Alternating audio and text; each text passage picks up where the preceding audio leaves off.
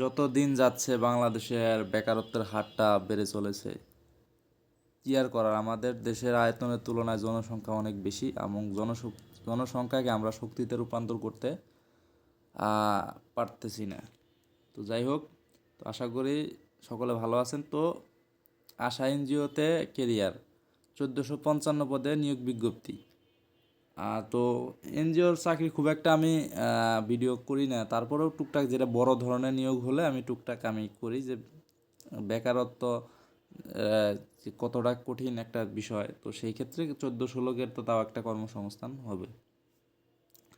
তো আশায় মাঠ পর্যায়ে কর্মী নিয়োগ বিজ্ঞপ্তি। আশা বিশ্বের অন্যতম আত্মনির্ভর ক্ষুদ্র ঋণ প্রতিষ্ঠানকারী প্রতিষ্ঠান MFI, যা সারা দেশব্যাপী বিস্তৃত 3073টি ব্রাঞ্চ এবং 26,020 জন দক্ষ কর্মী সহায়তা প্রায় 70,50,000 সদস্যকে ক্ষুদ্র ঋণ সেবা দিচ্ছে। নিউ ইয়র্ক ভিত্তিক বিশ্ববিখ্যাত ফোর্বস ম্যাগাজিন রেটিংয়ে 2007 সালে আশা বিশ্বের শীর্ষতম ক্ষুদ্র ঋণ প্রদানকারী সংস্থা হিসেবে নির্বাচিত হয়েছে।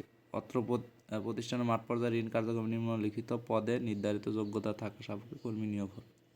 এখন এটা একটা পদে নিয়োগ হয়েছে, জুনিয়র লোন অফিসার, জুয়েলে লোন স্যাংশন, যেটা ন্যূনতম স্নাতক পাস বা সমমান, মানে ডিগ্রি পাস হলেই আপনি এখানে আবেদন করতে পারবেন। তো আবেদনের সময়সীমা 32 বছর। তো এটা একটা দুঃখজনক বিষয় যে এনজিও বা বেসরকারি সংস্থাগুলোও সরকারি চাকরির মতো 32 বছর পর্যন্ত তারা আটকে রয়েছে তাদের।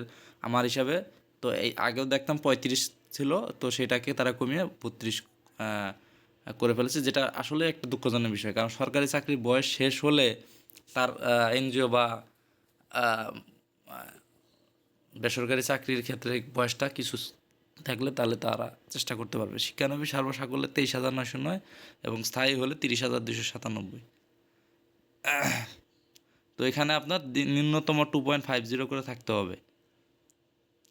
তো এখানে বিস্তারিত অনেক কিছু দেওয়া হয়েছে, তো আমি লিঙ্ক দিয়ে দেবো, আপনারা পরে পরে নিয়েন। তো এখানে জেলাভিত্তিক কর্মী আপনার সিলেকশন করে দেওয়া হয়েছে, তো এটা আমি বলবো ভালো একটা বিষয়। তো এই দেখতে পারতেছেন এখানে প্রতিটা জেলায় আপনার কতগুলো জেলায় কতজন নেবে, মোট 22টি জেলায় নেবে 1455 জন। তো তো যাই হোক, এখানে মনে করেন আমার টাঙ্গাইল জেলা, তো 100 জন নিবে, গাজীপুরও 100 জন নিবে। তো দেখা যাক, এখানে হিউজ পরিমাণ অ্যাপ্লিকেশন পড়বে। তো আমি বলবো যে এটা আপনারা যদি আবেদন করেন তো মোটামুটি এনজিও সম্পর্কে ভালো একটা প্রিপারেশন নিয়ে ভাইবা বা ইন্টারভিউতে আপনার যাওয়া উচিত, নাহলে আপনার চাকরিটা না হওয়ার সম্ভাবনাই বেশি। তবে আমি বলবো যে মোটামুটি একটা ভালো, আপনি যদি ভাইবার বা ইন্টারভিউ যেটা হয় এনজিওগুলোতে, তো আপনি যদি দিতে পারেন তাহলে আপনার একটা সম্ভাবনা রয়েছে। তো যাই হোক, আমি আমি বলবো যে আপনারা যারা বেকার রয়েছেন এবং ন্যূনতম শিক্ষাগত যোগ্যতা ডিগ্রি পাস রয়েছে, তারা এখানে একটা বিশাল একটা নিয়োগ হয়েছে, যেহেতু আপনারা আবেদন জমা দিতে পারেন। তো সেই ক্ষেত্রে আমার চ্যানেলের সাথেই থাকেন নতুন আপডেট পাওয়ার জন্য অবশ্যই। আর সবাই সুস্থ থাকেন, ভালো থাকেন, আল্লাহ হাফেজ।